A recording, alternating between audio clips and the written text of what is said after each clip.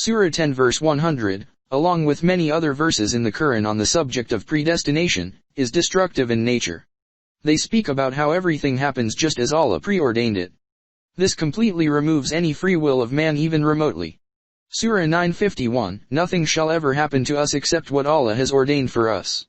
Surah 57:22, every misfortune that befalls the earth, or on your own person, is ordained before we bring it into being. That is easy for Allah. Muslim scholars invented all kinds of interpretations to avoid the damaging effects of these verses. Every single evil deed of every person on earth was already decided, preordained, by Allah. This is the teaching of the Qur'an.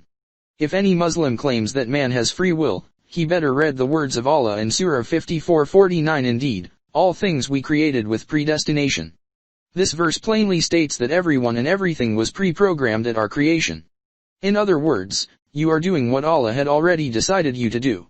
You cannot really do anything about it. Surah 76:29-31. Surah 10:100, no soul can believe, except by the will of Allah, and He will place doubt on those who will not understand. What a tragedy! You cannot even choose to believe unless Allah wills.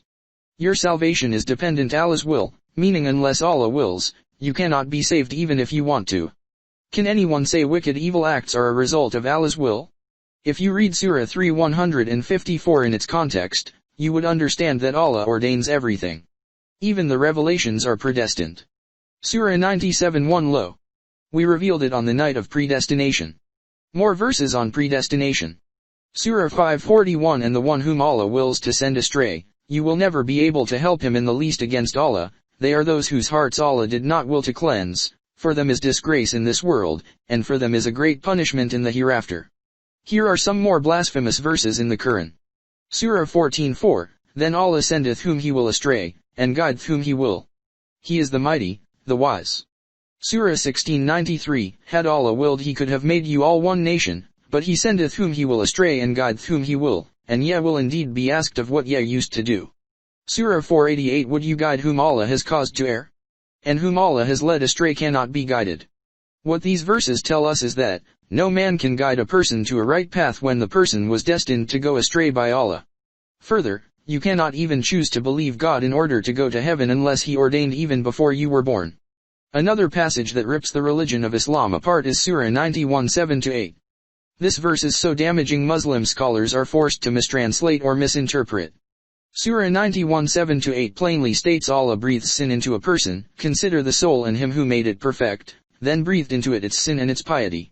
And now read the glaring contradiction with regard to the predestination. Surah 4:78, wherever you may be, death will overtake you, even if you should be within towers of lofty construction. But if good comes to them, they say, this is from Allah, and if evil befalls them, they say, this is from you. Say, all things are from Allah. So what is the matter with those people that they can hardly understand any statement?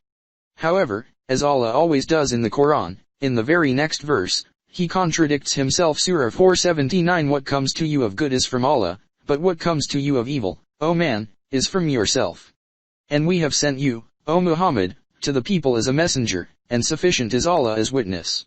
Why is so much confusion? Because either Muhammad is faking divine inspiration or Allah is just clueless of what he's talking about. Muslims hear only the good things in the Qur'an from their scholars and never really dig deep into it to find the truth. If they did, they would be compelled to leave their religion, as the evidence for its brutal teachings, in the Qur'an, is overwhelming.